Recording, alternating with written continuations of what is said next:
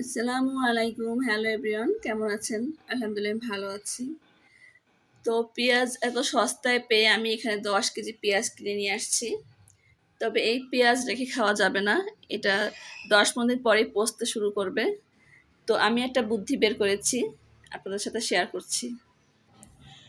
এইভাবে প্রসেসিং করে পেঁয়াজ সুন্দর করে কুচি, কুচি করে কেটে এরকম বড় থালায় দিয়ে আমরা রৌদ্রে শুকিয়ে নিব।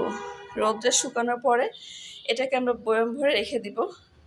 এটা বছরখানেক খাওয়া যাবে। এটা যেকোনো সবজি ভাজি রান্নাতে আপনি পেঁয়াজটা ব্যবহার করতে পারবেন। আর কিছু পেঁয়াজ কিনে আমি এটাকে ব্লেন্ড করে ফ্রিজে রেখে দেবো ডিপে।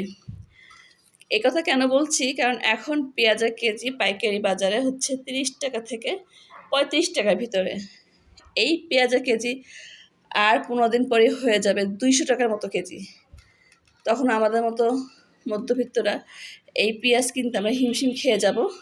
তো আপনারা এখনই, এই পেঁয়াজের দাম কম আছে, এখনই পেঁয়াজ কিনে আমার মতো এই প্রসেসিং করে রেখে দেন। পেঁয়াজের দাম বাড়লেও আমাদের আর কান্নাকাটির কোনো প্রয়োজন হবে না। তো আমার এই প্রসেসিংটা কেমন হচ্ছে, কেমন লাগলো আমার এই বুদ্ধিটা, অবশ্যই আমাকে লাইক কমেন্ট করে জানাবেন। তো ভালো থাকেন। আল্লাহ হাফেজ।